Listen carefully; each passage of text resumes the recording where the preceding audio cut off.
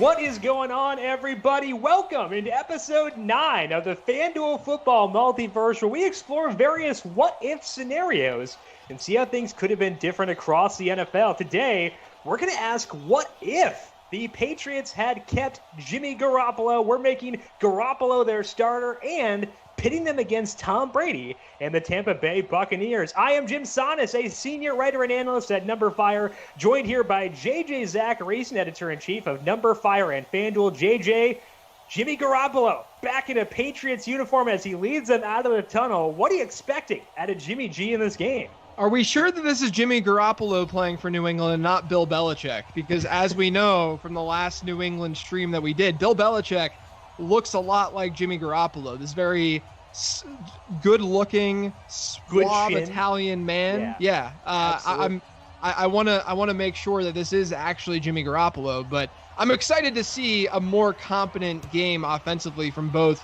New England and New England's opponent versus what we saw when they played the Bills. I'm excited to see Tom Brady in the Patriots uniform. More importantly, did Chris Godwin give up 12 in this stream? Nope. Tom Brady wearing 14. So Chris Godwin went to 14 in real life. Tom Brady wearing 14 in the stream. It looks so faster weird than he has run in decades. Yes. That is awkward to see. Tom Brady wearing number 14. So Chris Godwin is number 12 in this game. Jimmy G, quarterback in the Patriots. This should be a fun one. Garropolo, $14,500 on FanDuel, and Tom Brady, $15,000. And this is the first time in this multiverse we have seen Tom Brady on the Buccaneers. So should be pretty interesting to see how things play out here in this one. First time we've seen Tom Brady, right? Because that's true. The New England game was Cam Newton for New England. Absolutely. We did see that one last week, and it was definitely interesting. Cam struggled because we were still in simulation mode there. Now we're in arcade mode, and as we saw last night with Lamar Jackson and with Ben Roethlisberger, efficiency a little bit better. When we switched to arcade. Just a little bit. Yeah.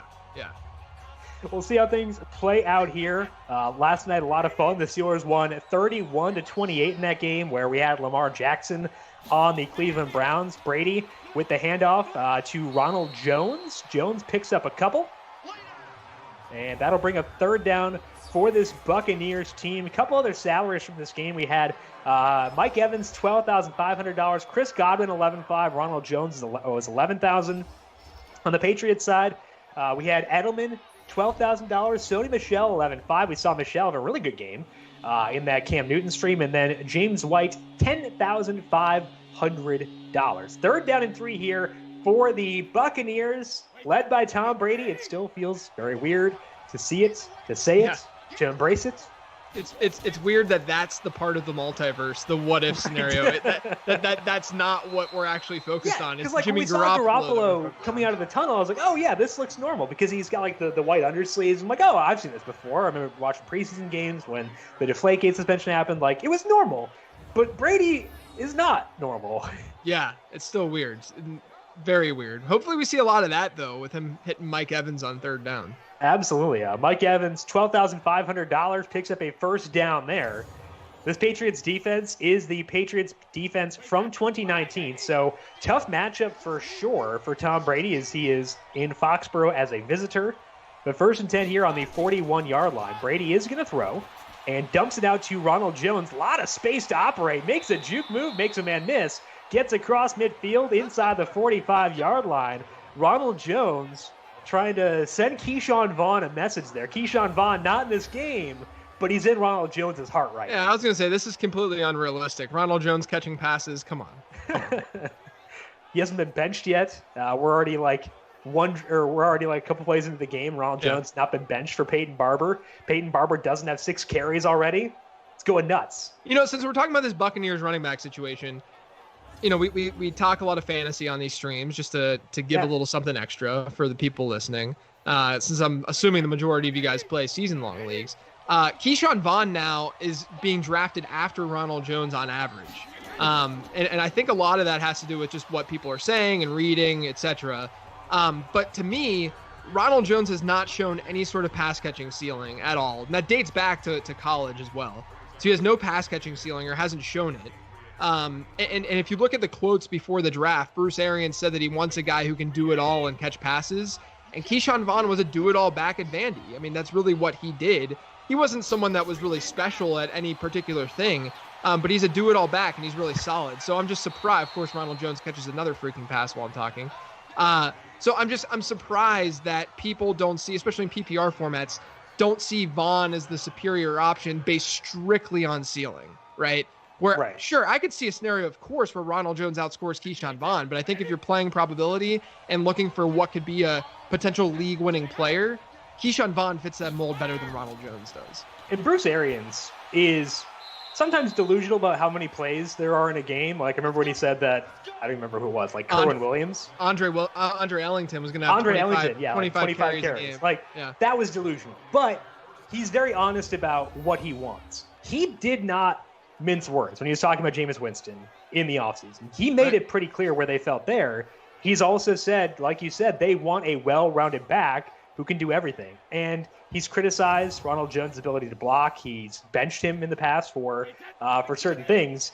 His actions tend to line up with what he says, and their actions were taking Keyshawn Vaughn in the third round this year. And I think that we should put a lot of stock in what Bruce Arians says and what he does in signaling to us what they're going to do in the upcoming year. Yeah, look, if you don't like Keyshawn Vaughn as a talent, that's totally fine. That's fine. We're all going to agree and disagree on certain talent. I think he's fine. I think he's probably above average. And my prospect model liked him a good bit because of his production. But, to me, it's just one of those things where you have to be open to be wrong, and you have to be open to wow. You have to be open to Ronald Jones. We were open to being wrong about Ronald Jones. Yeah, you have to be open to Ronald Jones being Barry Sanders and scoring touchdowns like that. But yeah, I mean, the bottom line with that whole scenario, that whole backfield to me, is that I'm chasing upside. I'm chasing ceiling because you're getting them in the middle rounds. You're not drafting them early. Some moves by Ronald Jones all throughout that entire drive. 2 receptions, gets the rushing touchdown. Last night we had 3 touchdowns for James Conner, couple for Nick Chubb as well, and Ronald Jones trying to get out the fun here as he puts the Buccaneers on top 6-0 again. Ronald Jones, $11,000. Based on the way things went last night, I think that you could justify that salary for sure, but if this were like a true to form DFS contest, a single game contest between the Bucs and the Patriots, I probably would not have been in on Ronald Jones at that number, but hey, it's paying off so far. Yeah, I mean, I think what we saw yesterday in the arcade mode showed us that running backs are more viable than what we've seen in the past. Would you say they matter?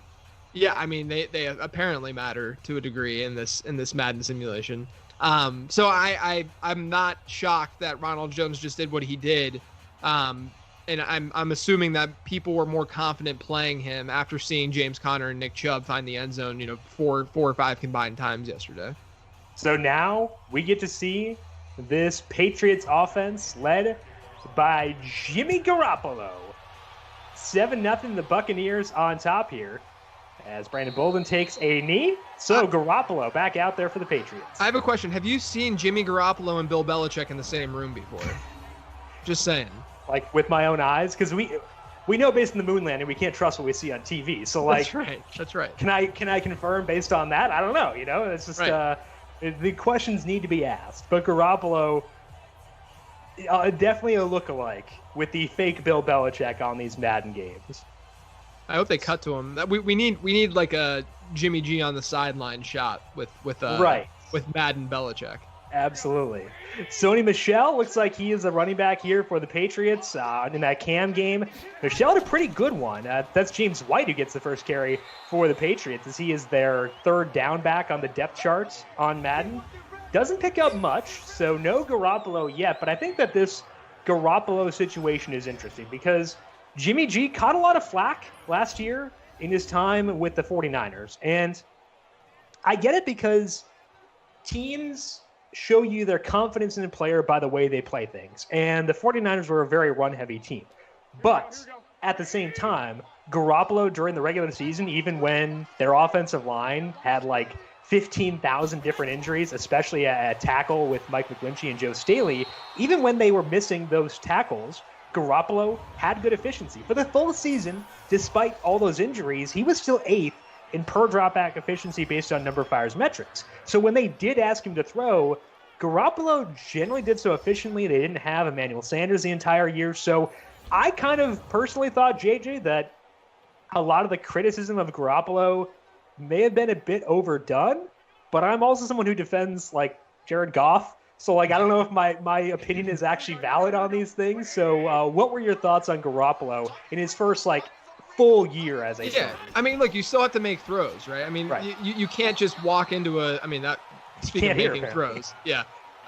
You have to be able to make those throws. And I mean, it extends even to the playoffs and the way that he was criticized there with having to throw so few times. And sure, he didn't matter that much in those playoff games because the defense played out of their mind, and the way that Kyle Shanahan schemed the run game, Jimmy G wasn't as important, but it doesn't mean that because of that he's bad, right? It's the same logic that we talked about with Tua and the weapons that he has, right? Just because Tua has good weapons doesn't mean that Tua is bad. It just means that he should be elevated and even better. And given his efficiency metrics last year, Jimmy Garoppolo was not bad.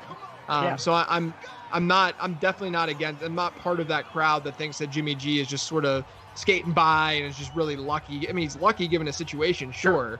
But, at the same time, he's still a good quarterback. We're going to all be lucky to have Kyle Shanahan as our head coach. That is for sure. But, hey, he goes from Bill Belichick to Kyle Shanahan. Life's okay being Jimmy Garoppolo. But that first drive, not as okay. Only 1 yard picked up by the Patriots, and eventually they punt. The first punt we have seen this entire week here on these Madden streams. And they give the ball back to Tom Brady and the Tampa Bay Buccaneers. And once again, Ronald Jones, there we go. That's Ronald Jones.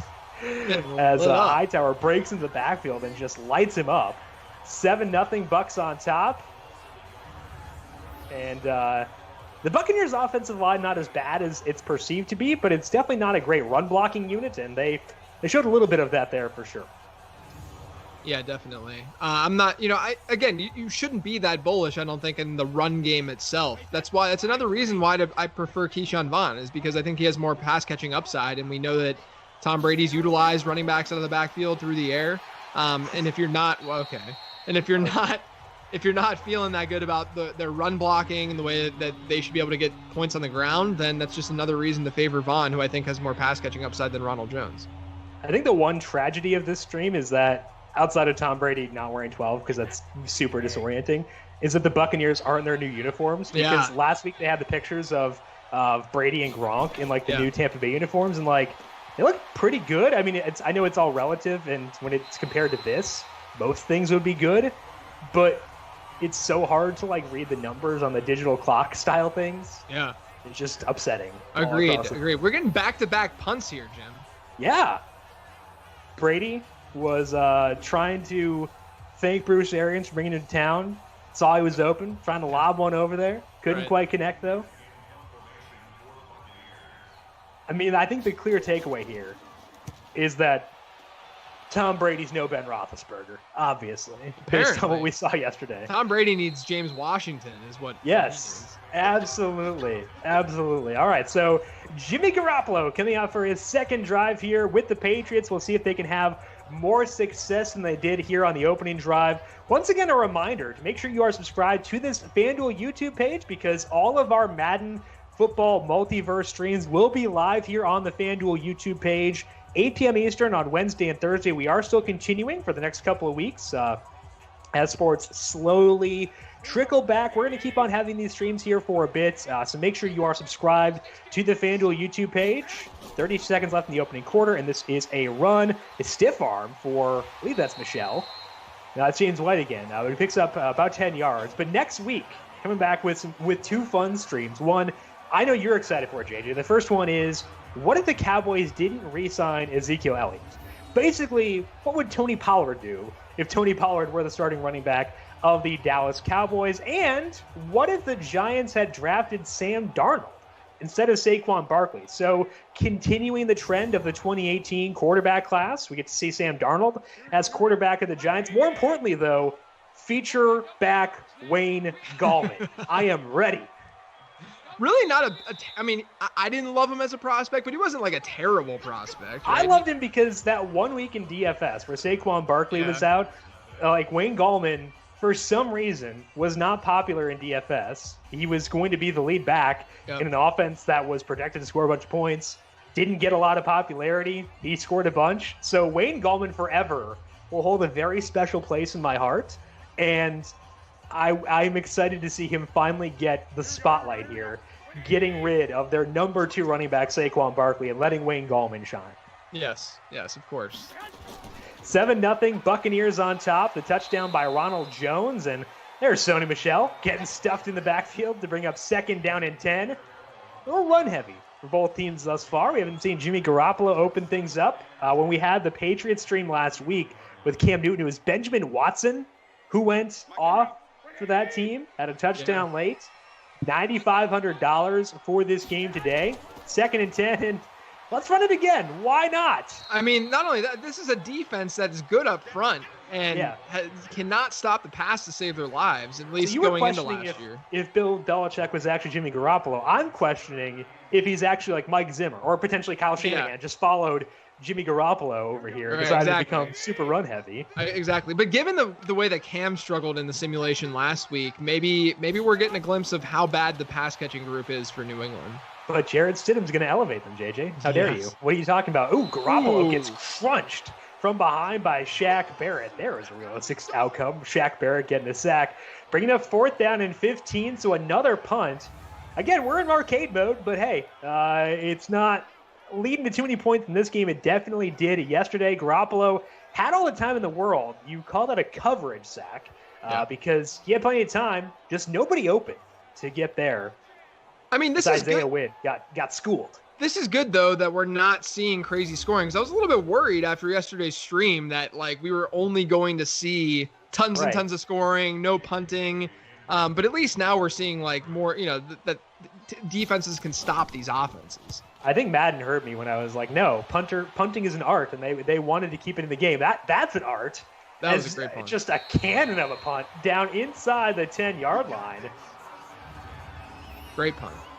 Justifying the punters still being in these games. All right, so Tom Brady coming back out. Not a lot cooking for Jimmy Garoppolo. And I think, JJ, you hit the nail on the head there, where last year when Brady was with these Patriots, he looked fine individually. It was an issue where they couldn't get guys open, and Tom Brady didn't have a lot of trust in the players around him. And I think that you can be into Jarrett Stidham because he had a bad college offense in Auburn. The scheme was not one that was conducive to super good efficiency numbers. So I can understand if you were into Jarrett Stidham. I'm not personally, but I can understand it. It's hard for me to see Jarrett Stidham succeeding with those skill players around him.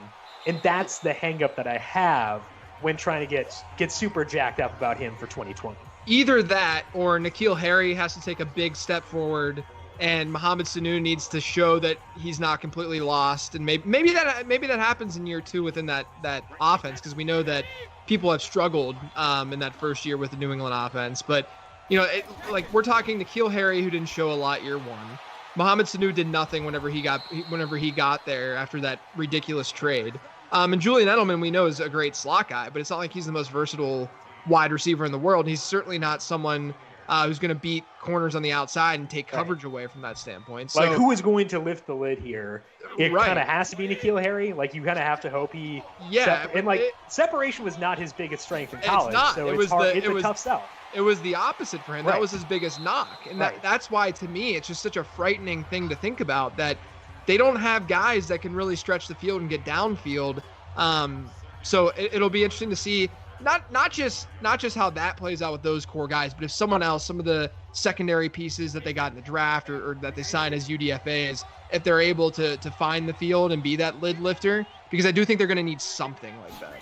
Absolutely. Handoff here goes to Jones, spins off one guy, gets close to the sticks, but brought down short of the first down marker. Ronald Jones, the only point so far in this game, he did the touchdown on the first drive of the game for the Buccaneers, but nothing really cooking ever since that time. Talking about that Patriots offense for next year, it is hard for me to kind of figure out who that difference maker will be. They signed Damiere Byrd, but Damiere Byrd was on an offense last year that also could have used some guys who could lift the lid in the Cardinals and didn't do a whole lot there. Now goes to New England. Can't really expect him to be necessarily that guy. The tight ends, Devin Asiasi and Dalton Keene, they're probably not going to be field stretchers necessarily. They can be good players, but they may not be field stretchers. And it's hard to see necessarily where they're going to get that difference maker out there on the field. And that I think, to me, is the biggest knock against Jarrett Stidham, because if they like him, they probably like him for a reason, but it's hard for me to see anyone. If Brady couldn't succeed there, it's hard for me to see anyone outside of, like, if they were to sign, like, maybe a Cam Newton or something, really thriving in that offense. Yeah, if there's one guy, one super sleeper to watch, it'd be Jeff Thomas, the undrafted guy who can, that's sort of his game. Like, he can lift the lid a little bit. But again, you're putting a lot of trust in a guy who, he had some off the field stuff, I believe. So that's part of the reason why he wasn't picked. But, you're putting a lot of faith in someone without experience, which you don't want to do. Right. It just sort of plays into the idea that maybe they are just tanking. Yeah, potentially. Yeah. No one wants to say it, but it could be a thing. All right. 2-minute warning here. Buccaneers trying to add on to their 7-minute lead. X Factor engaged for Tom Brady. He gets the completion to Brashad Perriman. He almost broke through there. Brashad Perriman, now a rival of the Patriots with the New York Jets, but still with the Buccaneers here in this stream, because, again, it is the default rosters outside of the specified changes, with Garropolo being quarterback for the Patriots and Brady being quarterback for the Buccaneers. So Brashad Perriman still playing third fiddle behind Chris Godwin and Mike Evans. We've seen Evans get a couple of catches so far. Not a whole lot for Chris Godwin. Maybe it's like guilt that he still has number 12 while Tom Brady is here. Like, he's just overcome by guilt. In this football multiverse, Chris Godwin didn't give the jersey number to Tom Brady, so Tom Brady hates Chris Godwin. And it's this storyline that we're gonna follow throughout the season of Tom Brady just never targeting Chris Godwin. Absolutely. This one, I believe that is Godwin. Yeah, it is. Godwin gets inside the 10. It would have been amazing if he just scored there, but a reception's just as good. Yeah, we'll take that. I guess this is his third reception. I don't know what I'm talking about. I mean, he's got 3 receptions for 30 yards. 30 yards isn't that much. But still, we've seen a bit more out of Evans as well. So Godwin gets him inside the 10-yard line. Buccaneers trying to add on to their 7-0 lead. And a lot of guys here who could be touchdown viable. Of course, we know Cameron Brate, O.J. Howard, Mike Evans, Chris Godwin. Obviously, Ronald Jones is the biggest touchdown threat on the planet, so I can't go without mentioning him in this discussion. And they will drop back with Tom Brady all the time in the world, and he completes it to Ronald Jones. Of course. Breaks one tackle. Oh, I thought he was going to get through there. Just an extra half point for you there, Ronald. I mean, I'll take the free half point, personally. No complaints here. 2nd down and goal, 3rd reception for... Is that more than he had all of last year? Yeah, or in his entire career? Totally, yeah. That's all he had his entire collegiate career at USC was 3 receptions. So. Well, that's the thing. When he was coming out, he had like his final season, he had under a 5% reception share, which is pretty low. They give the handoff here. No catches needed. You typically want a running back prospect to be in the 10%-ish range for reception share, so percentage of receptions that a player has in his offense. Ronald Jones was under 5%, which is bad. And, a lot of people were making excuses like, oh, the offense doesn't cater to that. And then literally that next summer after he was drafted, like 2 months later when they were doing camps, all the talk was Ronald Jones has bad hands and he can't pass block. And it's like at some point you got to just realize that this guy isn't necessarily that great of a pass catcher. And in a Tom Brady offense, it's hard to wake up and get excited about that. On 3rd and goal, the Buccaneers went with a heavy formation. They ran it up the gut. 3rd and goal from the 5. I don't know what they were doing. I'm questioning it. Ronald Jones in his entire career has exceeded 3 receptions twice. Both those were last year, once in November and once in December. But regardless, we're seeing a new Ronald Jones here on this stream. All right, coming out. Oh, it's a fake! Oh, my goodness. Pitch it back, and Matt Gay taken down inside the 5. Look at Jimmy G on the sideline. Oh, sorry, guys. Bill Belichick. Jimmy G. When you can throw to Chris Godwin and Mike Evans, but instead run a trick play to your kicker, Matt Gay, you got to do it. What are they thinking? What is this? That was I don't know, but I love it. That was almost worse than the Colts-Patriots game when they ran the nothing could be worse than that. Two linemen with their punter. Oh man, if you had used Matt Gay on FanDuel and gotten a rushing touchdown out of him, pants off permanently. You would never be allowed to wear them again at that point. Would be so good. 2 timeouts left here for the Patriots. They get the ball back inside their own 5-yard line, so a lot of field to cover. This is where the lack of a field stretcher definitely comes into play. 1st down and 10 for Garropolo, and they go with the handoff to Michel, but he's got some room. Maybe that's their most explosive play. Handoff to Sony Michel. Seriously. But looks like they're not going to call a timeout. Let's see if they go no huddle. But it does not look like they're going to force the issue here. Michel had a good game, though, when we had that Cam Newton stream. And I think potentially the Madden version of Michel may be a bit more spry than the real-world version. They run down to 10 seconds. So it does look like they're going to run out the clock here and take us into halftime with the Buccaneers on top 7-0 after they decided not to kick the field goal, got inside the 5-yard line. Again, that whole sequence was bizarre. They get inside the 5. It's 3rd and goal from the 5. They run a heavy formation, a halfback dive. For some reason that I will never – the Patriots have -5 passing. Oh, boy. Hey, there's this really good idea that I have where we're going to put Jimmy G on the Patriots in the football multiverse. And we're going to see how he does with the Patriots wide receivers. Well, we got our answer, sort of, halfway through. Can we move Garropolo to receiver next? They're there. They're in the same shot. Yeah, they're there in the same shot, talking to one another, talking to themselves, the same person. Bruce Arians looks very realistic. That's probably the best coach, honestly. They even have the neck rolls back there. His bald head. I feel like next week we had the next week streams are fun. They're the Cowboys without Zeke, so Tony Pollard in a featured role, and what if the Giants had drafted Sam Darnold? Those will be fun. I might have more fun watching Jimmy Garoppolo wide receiver for the Patriots. Yeah, this is I want to see what. Okay, here, let's do this. What's the over under Jimmy G passing yards in this game? So the -5 obviously is team passing, right? Yeah. So, but I don't think he really has done anything through the air anyway. All right, so I'll set the over under at 83.5 yards. Over. Okay. Negative script.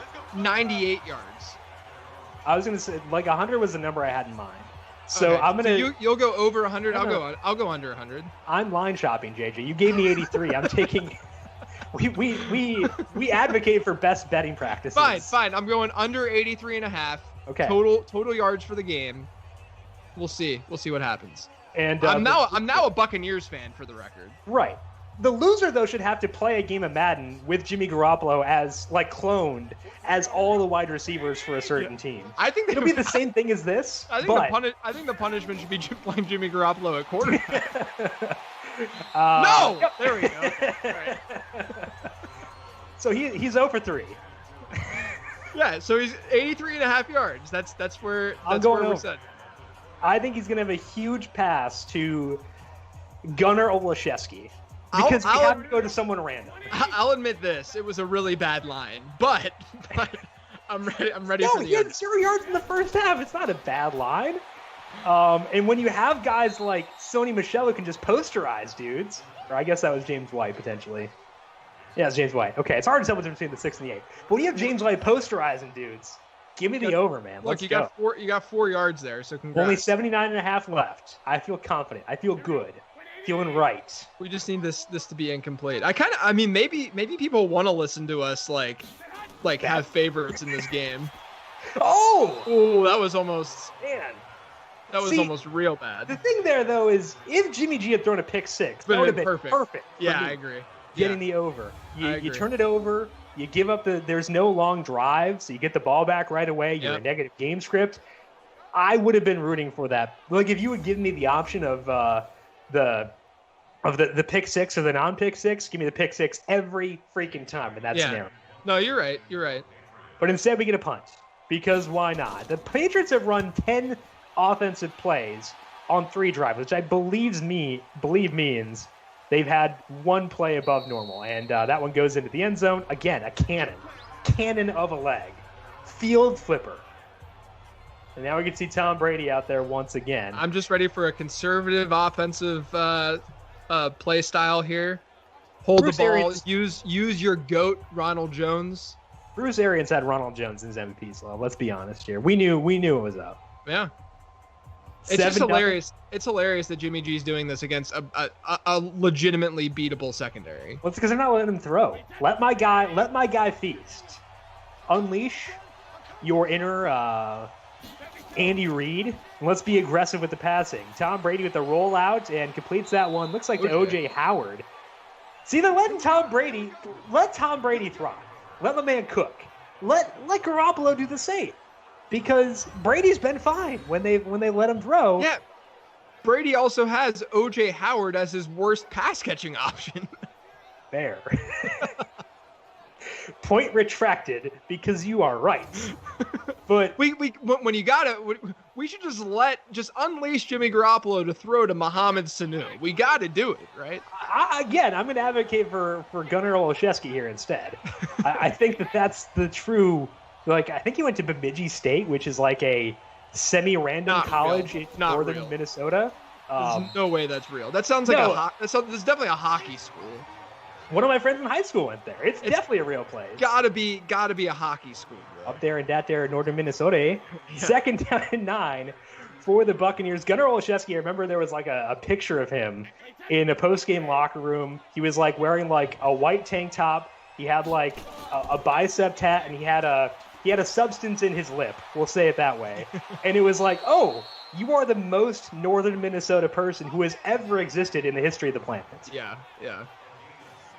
Maybe if they let him free, we could get a different situation here for Garropolo. Chris Godwin picks up his 4th catch of the game, but it's basically been all Ronald Jones and Tom Brady thus far. I would assume that his post games were sort of like, he would say a lot of things and then say in between everything like hockey players do. A? Yeah, or A. I guess I don't know if that's even northern Minnesota. Like, it's mostly Canada. I know Canada does. Yeah, but like, it's the same thing, though, isn't it? Northern Minnesota and Canada? They're like in essence, and Bemidji's far enough north where, like, that could actually be a thing. Mike Evans broke a tackle? Question mark? All right. Switching roles here. This truly is a multiverse because we've seen Ronald Jones getting passing volume. Mike Evans is breaking tackles. I mean, it's bizarre across the board. Sony Michel breaking tackles too. It is weird because I've looked at the data a lot with Mike Evans because a guy with a high. Oh my goodness, Ronald Jones is a truck. The high average depth of target guys, the guys seeing passes down the field, they're naturally not going to see as much yards after the catch, right? Yeah. But even if you look at sort of like an expected yards after the catch, Mike Evans still sucks at generating, and it's bizarre though because he's a freak. Like he's physically a monster. He knows how to manipulate his body against defenders, but for some reason he just can't accumulate that yak. It's almost like he does what Danny Amendola does, but Danny Amendola is a slot guy, and we essentially just expect that from Amendola at this point. Danny Amendola is my DFS nemesis. Don't even mention that name when we're talking anything related to DFS. Ronald Jones picks up a couple there. When I'd written my first perfect lineup analysis thing, breaking down perfect lineups on FanDuel, I looked at the data for wide receivers, and basically the threshold was you had to either get 85 yards receiving or 2 touchdowns if you wanted to ever make a perfect lineup. So you needed upside. And so my thought process was if you're a Danny Amendola type, you're not going to hit 85 yards. You're probably not going to get 2 touchdowns, so I could never justify using it. The year after that, there was one player who didn't have 85 yards or 2 touchdowns and made a perfect lineup. It was Danny freaking Amendola, and it was the most tilting thing that's ever happened because my perfect system came crumbling down at the hands of Danny Amendola. He probably had 14 receptions for 65 yards. I think he had 84 yards on the button. It was somewhere right around there. But it was a very Danny Amendola day. Yeah. Continuing to get work here for Ronald Jones. Tom Brady in the zone, 3rd and 9. Let's see what he can do here. Minute 33 left in the third quarter, and he's gonna get sacked. The Patriots defense getting some revenge. Kyle Van Noy, and I guess a last hurrah with the Patriots as he did leave in free agency, but he kind of put them on the fringes of field goal range. Maybe Matt Gay can run it in from here instead. Yeah. Well, I'm also thinking about our Garropolo bet. Yeah. And I don't know if this is good for me because they could pin him deep. That just means more yards potentially. True. Jimmy G could realistically get the 83. Well, I guess he needs 80 yards now. to he got 4 on that last drive. Exactly. Don't overlook those 4 yards. He's at 79.5 is what he needs right now. All right, so a 54-yard field goal attempt from Matt Gay or a 44-yard run, whichever they decide to choose here, and he's nowhere near it. My goodness. That was the worst kick. How is that even possible? So what was worse, that kick or the decision to fake it earlier in the game? I think that this shows us that we can never be in the actual booth because we would just laugh. Like you can't get away with just laughing at the kicker when he misses that horrendously. I think when it's that bad, you might be able to. I mean, look, but like commentators that are actually professionals, because we're not professional commentators. Clearly. What do you mean? What are you clearly, saying? Guys, clearly. But the professionals, they're usually like, oh no, Jim, oh no. You know, it's just like disappointment. That's a tough break there for Matt Gay. Yeah, right. He's short on the kick. Right. It's more like disappointment. Like Matt Gay is your son, and like you know that he tried really, really hard to do that, and you're just like. You'll still get your ice cream after the game, son, but I will have a stern look on my face the entire time. Right, whereas we just laugh. They're not helping me with my bet here, as they keep feeding Sony Michel. So second and 6. So Jimmy Garoppolo has 4 yards in the third quarter. And like that sentence in a vacuum is like, oh, they probably haven't had the ball a lot in the third quarter. What they don't realize in that sentence in a vacuum is that you mean for the entire game. Mm-hmm. In the entire game, 4 yards passing for Jimmy Garoppolo. Well, why not? Let's run it again. Why not? That's going to take him to the half, too. Oh, my goodness. This is terrible. This line is, okay, I'm not changing our bet. Our bet live stands line? at 8, live line, and I'm saying 69.5. Yeah. Okay. Yeah, so we're in the, all right, cool. Yeah. I'm just going to be nicer. Yeah.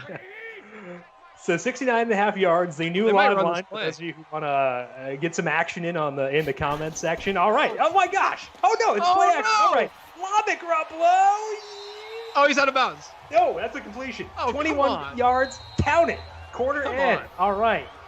Garoppolo, never to be doubted. He is only 60 yards shy. You got to throw the challenge flag on that. No. I think if we do decide to move Garropolo to wide receiver, we either let Sanu or Edelman play quarterback. Because, like, could it get worse? I don't think so. No, definitely. I mean, I guess either guy works. Sanu's been the better NFL quarterback. Right, and Edelman, the college pedigree. Yes. 1st and 10, let her rip, Jimmy. Let's go. And that's a long completion. Oh, that's going to do it. Benjamin Watson, get in, baby. I guess the touchdowns don't matter, 50 but 50 yards. Okay.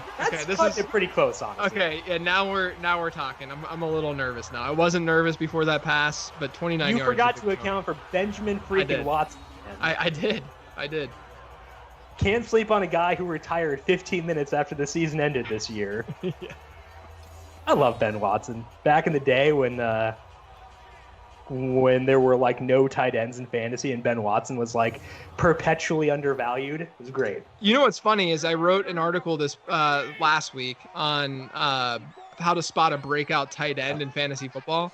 And I basically what I did was there's a potential touchdown. Nope. Now he's a yard short. What I did was I looked at guys who outperformed expectation by 70 or more points. I had to set a threshold somewhere to get a sample size of breakouts that were drafted after round 5. So I have this sample of breakout tight ends, and I was just looking at that sample to see if they shared any traits, to find traits that you would spot then for future breakout tight ends.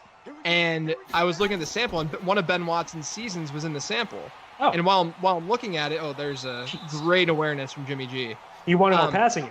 Exactly. He knows. Jimmy's on the team. He gets it. But what's funny is that I was looking at this list. There's like 28 tight ends or something like that. Yeah. And I was equating what year they broke out. And a lot of them, 40% of them, as 35 tight ends, 40% of them broke out year 2 or 3. So they're generally, that's where you want, it's a sweet spot for breakout tight ends in fantasy. But Ben Watson had his exceeding expectation by 70 or more points in like year 16. He just completely skewed the data, just ruined everything. His 16th season in the NFL was actually 15 years ago. Yeah, exactly. Right. 3rd and goal for the Patriots. Ball in the 7-yard line. They're down by 7. Let's get that yardage number up here, Jimmy. Drops back to pass. Lobs it to the end zone. Benjamin Watson, baby. Coming through again. So those of you who watched the stream last week with Cam Newton and saw Benjamin Watson going back to his age 24 season, which was in 1997, getting a touchdown there, $9,500 for Benjamin Watson. And that is a big day. And now Stephen Gostkowski has a chance to tie this ball game up, which might be bad news for my Garropolo passing yard line, because I feel like if they get back in positive scripts, they might not throw ever again. Yeah. Gostkowski does nail it. So it's 7-7, and the Buccaneers will get the ball back here. I'm just hoping and praying now that this does not go into overtime. That would be terrible. That would be well for you, not for me. I'd be okay with it personally. Right. Don't forget, we're back here once again next week with a pair of streams on Wednesday and Thursday, 8 p.m. Eastern time, right here on the FanDuel YouTube page. The first one on Wednesday. What if the Dallas Cowboys decided not to re-sign Zeke Elliott when they had that dilemma last year? We're going to put Tony Pollard in the feature back role for the Cowboys and let him do his thing for the Cowboys on Wednesday. And then on Thursday, we talked a lot entering the draft that year about the Giants' decision at number 2. They decided to go running back. We're going to decide to go quarterback and have them draft Sam Darnold. It'll be Sam Darnold on the Giants with no Saquon Barkley. So Sam Darnold with Sterling Shepard, Evan Engram, Golden Tate, Darius Slayton, all those guys. And we'll see how things play out. So Wednesday and Thursday next week, make sure you are subscribed to the FanDuel YouTube page to get notified as those go live. And make sure you check out the contests in the DFS lobby as well. I believe the Cowboys one with Zeke should be live in the lobby already. All right, 1st and 10 here for Tom Brady and the Buccaneers.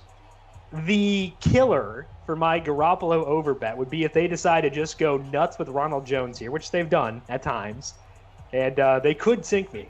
So, Bruce, hook me up, man. I mean, you only need like 20-ish yards now, right? I get nervous. He had 3 or 4 yards at the end of the third quarter. Like, I can't count any chickens before they hatch. This is not a good start for me. Chris Godwin taken down for a loss of 1, 2nd down and 11. Godwin, 4 receptions so far in this game, but not a whole lot. Honestly, not a whole lot for any individual member of this Buccaneers offense, because, I mean, it's been a little bit spread out. We had Ronald Jones get the only touchdown in this game so far, so no one getting a boost via that. The one touchdown for the Patriots was Benjamin Watson. So interesting game from a DFS perspective, but still some time for things to swing here and potentially get additional points on the board. Brady will drop back to pass, lobs it, and he does find Godwin there again. Jew move, and he's close to the first down marker, but taken down short. Big play there for that Patriots defense to force 3rd down and 2. Godwin, 5 receptions for 56 yards. Big play here for our bet, Jim. Big play. Yes, because if they get a first down, the sweat will start to trickle in. That is how I will phrase it. Nothing else matters at this point for me. Yeah. Brady, let's go. Oh, there we go. That'll work. There we go. Is that Brashad Perriman?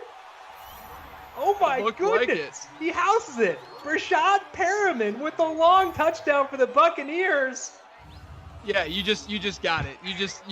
You're getting the over now for Jimmy G. I love it. Brashad Perriman. Wow. Wow. Brashad Perriman coming through for the team with the long touchdown and helping out people who use Tom Brady, because Brady was doing fine for DFS already, but now gets that big touchdown. We mentioned that Godwin and Evans hadn't really put themselves over the top. Brashad Perriman just did. He does the Bernie with O.J. Howard to boot, and that'll put the Patriots back on offense, down 13-7 with 3:06 left. And a much-deserved celebration there for Brashad Perriman, and I feel like I need to buy a Brashad Perriman jersey now. Yeah, that could be, look, that's nail in the coffin for me. Do I buy a Buccaneers Brashad Perriman jersey, though, or do I buy a Jets one? I mean, you're the closet Jets fan. I mean, actually, it's technically very true, because I am a Jets fan. Like, all my Jets memorabilia is in a closet, so like it's very literal. I have a Santonio Holmes Jets jersey. Wow. Should I even admit that? I have it. Wow. It's in there. I have the ones I'm actually okay with are Nick Mangold and Chad Pennington. Like, those are fine. Yeah, those are Santonio Holmes one I think was $10. It was after his like big blow up, and I was like, Whatever. He's the same number as Chadwick. So look, you're talking to someone who has a jersey collection of a random jersey collection, like a purposefully random jersey collection. So I'm all for it. I have a Jeff Blake Bengals jersey. Wow. Yeah. That's awesome. I have some random jerseys. A lot of Detroit wide receivers of old. Herman Moore. I have Herman Moore. Wow. I was expecting like Mike Williams or something. I do have Charles Rogers, who tragically actually passed away a couple months ago. I do have Charles Rogers, Calvin Johnson. For some reason, I went through this like phase of liking the Lions and their wide receivers. What was that, Jimmy? Maybe that's where the Babytron love came from. It was like deeper than my prospect model. It was a bigger deal than that. Deep in your brain, you've always had a soft spot for Detroit Lions wide receivers and knew that it would happen, and it did happen. So I guess it's worked out just fine. That is for sure. 2nd and 10 here for Garropolo, and that's to Edelman. Edelman makes a man miss, gets toward the first down marker. I don't think that's enough. 65 yards. So we still need 18 yards for Garropolo. I mean, are you sweating a little bit here? Oh yeah. 19 yards to get over because it's 83.5, and I can't. It's 83.5. And if they don't get a first down here, we're in some dangerous territory. So 19 yards for Garropolo for the money. They're definitely technically they could try to tie this game, but honestly, who cares? Whoa, okay. Got me nervous there. There it is, baby! There we go. That's the over. Mohamed Sanu heard us saying there's no deep threat, and he said, no, JJ. We're getting Jimmy Garoppolo over 83. All right, so the other one was what, 98.5? I think we said 100. I'll go up to 100. Oh yeah, we'll make it You more said fun. 98 after, but I'll give you the 100 because that was the number I had in my mind. Okay. Well, you're such a gentleman. Yeah. Absolutely. I mean, line he shopping. needs 9 yards now to get to 100. I don't care. I was line shopping first because we want to advocate for good betting practices because this is FanDuel. Like we want to. By the way, you guys can shop lines at oddsfire.com. Company man right there. That's right. And we get down to the 2-minute warning. All right, so Garropolo needs 9 more yards. We would not advocate for taking 100 when you were given 83.5. However, let's have some additional fun here. 2 minutes left. Garropolo potentially trying to force overtime? You never know. We'll see. I hope that he just keeps getting sacked so that at least their team yardage is right. Pass here from Garropolo. He finds Philip Dorsett. Dorsett close to the first down marker. There he gets it. All right, so the clock will keep on ticking. Our video producer, Calvin Theobald, just mentioned he has Braylon Edwards as a jersey, Santonio Holmes, and this is the best one. He has a Chris Johnson Jets jersey. I forgot Chris Johnson was a Jet. No, I only remember Chris Johnson as a Jet because of his quote saying, "I don't even be in the game." Oh yeah. Whenever someone asked him, about his performance or something. Yeah, that's funny. Those take the cake there, Cal. The Braylon Edwards one was pretty good. So it was like a midseason trade, and he was actually good after they got him. But the Chris Johnson one is solid. 2nd down and 4. Patriots go to no huddle here. They still have all 3 timeouts left. They try to tie this game up at 14 apiece. Garropolo gets it over the middle to Edelman, makes a man miss, makes another man miss inside the 15 down to the 14-yard line. Garropolo up to $1.17, so he hits the over on 100 yards too. Garropolo finally getting to pass, finally finding his groove. He just had to get reacclimated to his Patriots teammates, clearly. Yes. I've been thinking about who my most random jersey is. I have an Archie Manning jersey. Okay. But I think the most random one that I have. Is a Selvin Young Broncos jersey. What? Who is a running back. He was just one of the random running backs that they had in like I guess it was probably the early 2000s, maybe late 90s. Yeah. But just another one of those, guy, like the Mike Anderson types. Yeah. But I have a Selvin Young jersey for whatever reason. That's a good one. Garropolo trying to find space. He's going to be sacked. And with 29 seconds left, they better call a timeout. It's 3rd and 20. I have no idea why they are not calling a timeout here, but they haven't. What are they doing? There are 18 seconds left. They just trust Jimmy G. Look, they're trusting Jimmy G. He's had a great Okay, now they go. You second have half. 3 timeouts. Oh my gosh, now they call it. All right, so 3rd and 20. 3rd and 20. They are packed up They need to score. They need a touchdown here to make this thing work. Down 14-7, 11 seconds left. Benjamin Watson, baby. It's time to shine. This is Ben Watson, man. It's going to be Ben Watson. There he is. He's lined up in the slot on the right. Just keep an eye on him. There he goes. He's running downfield in the seam. Hit him. Come on, Jimmy. To the seam. Benjamin Watson. No, it's not. It's Dorsett. Oh, I'm so disappointed. It was a game-tying touchdown with like 20 seconds left, but I've never been more disappointed in my life. This is why we can't be actual professional commentators. Because we just shouted Ben Watson and a game-winning game-tying 3rd and 20 touchdown when it was Philip Dorsett. To be fair, Philip Dorsett is only like a foot shorter than Benjamin Watson, so like they're basically the same. Fair. But that's probably going to bring us to overtime, 14-13, as Garropolo finds Philip Dorsett. Philip Dorsett, $8,500 on FanDuel for this game, but Garropolo 2 touchdowns at $14,500. That's not bad. This is the first time in NFL history that the kicker is being iced on an extra point. Didn't even notice that. I was looking up the salary for Dorsett and didn't see it happening. Bruce Arians on special teams is a trip. This is next level. There was that game this year where he said that he took like a delay of game on purpose because he thought that his kicker was better from longer range. Yeah. And like that's the most galaxy brain thing I have ever heard in my entire life.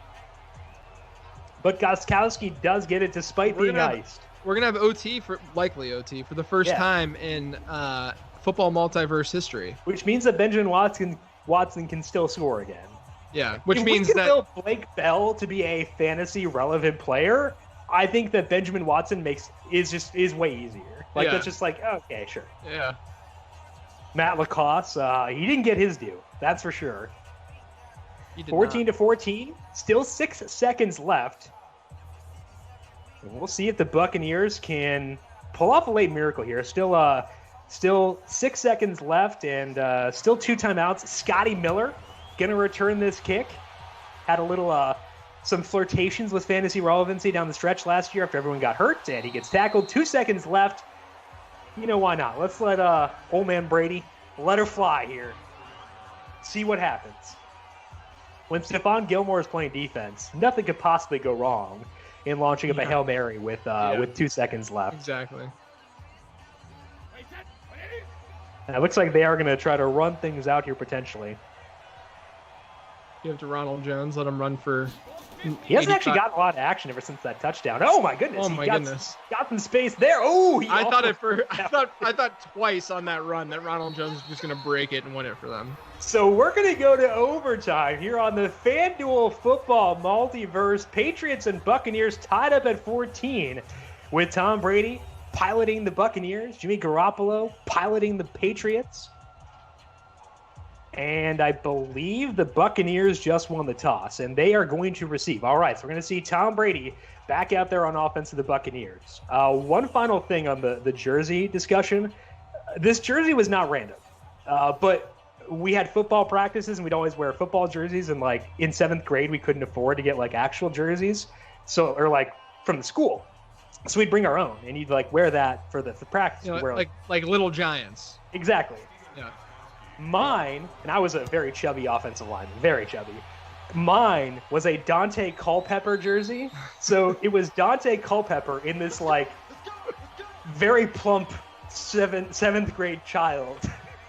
And it was like, he's probably the same dimensions as Dante Culpepper, just a little bit shorter, but like it definitely looked weird to see a number 11 on a wide child. I also am picturing it still being like a nightgown fit on you. Oh yeah. Like an adult XL that's just like massive. Yeah. Absolutely. It was not a good look for anybody involved. Also, it was a good Dante Culpepper jersey, so I was an idiot to like wear this thing on the field, but that's a separate subject. Cherish Dante Culpepper. That is the true takeaway here. All right, Tom Brady on offense. Overtime starting here. Ronald Jones breaks one tackle and he gets free, breaks another, and he gets a flag too. That's a huge play. So a 15-yard penalty after Jones got 10 yards. That's going to put them to midfield already. And that's a huge play for this Buccaneers team if they want to keep the ball out of the dangerous offense, including N'Keal Harry, Mohamed Sanu, Julian Edelman. Got to keep it away from them, for sure. Right. Brady, one touchdown pass in this game to Brashad Perriman, but a lot of yardage for him as well. So pretty decent game for him if we're talking from a FanDuel perspective. Not sure if it's enough necessarily to pay off the salary on Brady, which was $15,000, but still a good day, inaccurate pass there. But 249 yards and a touchdown. The good thing for Brady, for those of you who used him, is that there haven't been a lot of players who scored a ton of points. We had Benjamin Watson, Philip Dorsett score the touchdown. Not a whole lot for them outside of that. We haven't seen a ton from Ronald Jones. He's definitely the highest scoring guy so far because he's had the receptions and stuff, but he hasn't separated. So you could still fit Brady in there for sure and still be okay. Yeah. 2nd down and 10. There's Chris Godwin again. Now a more typical Chris Godwin performance because he's got just a bunch of receptions. 6 receptions, 63 yards, getting himself over, or I guess almost 210 FanDuel points, 9.3 FanDuel points for Chris Godwin thus far. Actually, had a rush, too, for -1 yard. So 9.2 FanDuel points. Chris Godwin against Dante Hightower is not a matchup that will end well for the Patriots very often. Dante Hightower's good. Yeah. Chris Godwin's an athletic. But Dante Hightower is not a slot corner. He is not. That is for sure. 3rd down and 3. Buccaneers in a good position here. Maybe they want to get Matt Gay out there once again. They run a screen, and Brashad Perriman jukes around a guy to get the first down. That's a big play. Yeah, that was a risky play, too. Absolutely. And Perriman goes over 100 yards. So huge day for him. Had the touchdown, 18.9 FanDuel points. Yeah, big day for Perriman. All right, so the Buccaneers probably in field goal range for Matt Gay, although field goal range for Bruce Arians is a moving target. Because if you're inside the 5, you're not there. But if you're a 54-yard attempt, why not? Let her rip. It's been a wild game from a strategy perspective, and that will do it as the Buccaneers get inside the 25. Cameron Brate with the reception. He's got 1 reception for 12 yards, and now they can afford to play things a little bit more conservatively because even with that terrible attempt from Matt Gay earlier, they should be within his range, I would hope. Get the touchdown, though. The Brady users would be ecstatic if we could get that. He does get the completion to O.J. Howard, so 21 of 24, 281 yards and a touchdown. I think the bigger takeaway, JJ, than Garropolo and the Patriots is that Tom Brady's playing really well with all these good weapons around him. Yeah, we should expect the same in the regular season, I think, too. Absolutely. I mean, situation matters a lot for a quarterback, and the situation for Tom Brady this year, way different than it was last year. Handoff to Ronald Jones, breaks 1 tackle, and he's free. Juke inside the 10, inside the 5, taken down there, 72 yards and a touchdown. Also some good receiving down work for Ronald Jones. So he and Brashad Perriman, big days here in the FanDuel Football Multiverse. Yeah, they're a virtual. I mean, you would think they're a virtual lock to get this touchdown at this point. Keyshawn Vaughn, you've been put on watch, man.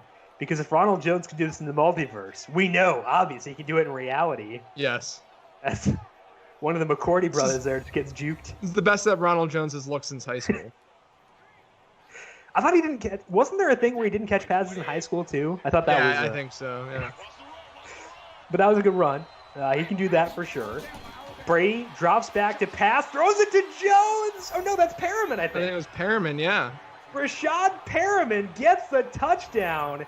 His second of the day, and the Buccaneers win it on a pass from Tom Brady. I'm not even sure if that was intended for Brashad Perriman. Yeah, I don't know. But Brashad Perriman caught it, snatched it away from Chris Godwin, and that's going to swing a lot of money. Brashad Perriman getting that touchdown because with him and Ronald Jones both being so close. JJ, any final thoughts for you here? I mean, it's a thrilling game. Finally, we get overtime. But I'm still a little bit bitter that Jimmy G hit the over on that yardage prop. He did. We got to see a great game. We got overtime. Brashad Perriman, Ronald Jones blowing up just as you expected. Next week, what if the Cowboys didn't re-sign Zeke Elliott? And what if the Giants had drafted Sam Darnold? Should be a lot of fun right back here on the FanDuel YouTube page. For Calvin Theobald and JJ Zachariason, I am Jim Sana saying so long for today as the Buccaneers win 20-14 right here in the FanDuel Football Multiverse.